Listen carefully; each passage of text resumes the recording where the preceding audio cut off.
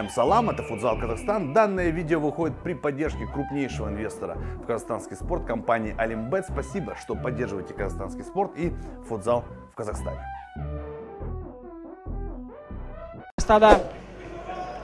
Алыстан соққы, жылдам шабуылға Қайрат жігіттері кетіп барады. Қазір үлгереме үлгерді. Доп шыққан жоқ және гол!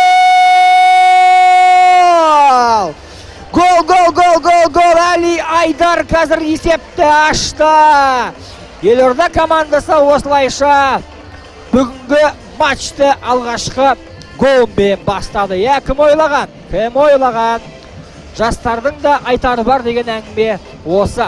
Осылайша Нұралем Байдулла қорғаған қақпаға матчтың небәрі 2-ші минутында жылдам гол соғып тұр. Болмаса Болат Сарбасовтың орындайтын соққысы жоқ емес жалпы. Жойқын соққысы бар, бірақ қазір жігіттердің қандай шешім қабылдайтынына өзіміз куәгер боламыз. Арыстанов, Сарбасовқа, Сарбасов! Айттық қой! Болат Сарбасовтың Болаттай соққысы бар деп айттым. Елорда ақыры есепті теңестірді. Өте оңай орындалған үй тапсырмасы. Осылайша Елорда Қайрат қақпасының кілтін тапты. Есеп 1-1.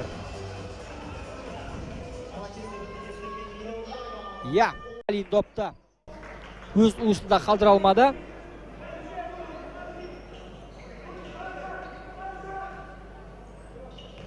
Рахманов.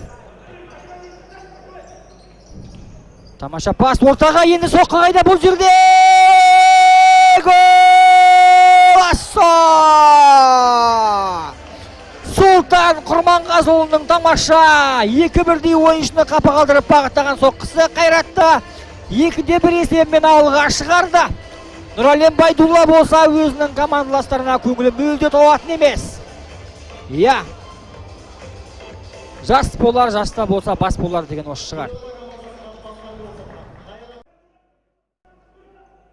Топпен Байдулла. Әділіп келді. Әділіп не істейді? Әділіп тамаша алып кетті қазір допты. Ойын тәртібі бұзылмаған. Және гол! Қақпаның қағылынан гол соғылмаған жігіттер алаңның ортасынан соқты. Елорда осылайша есепті теңестірді. Есеп 2-2, Болат Сарбасовтың соққысынан кейін есеп теңесті бізде. Деніп пен Бегалиннің жекпе-жегі. Бегалин және гол!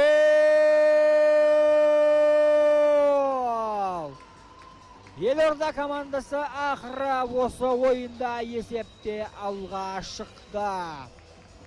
3 минут 6 секунд қалған кезде Қайрат командасы тең есепті таразы басынан алып тастады.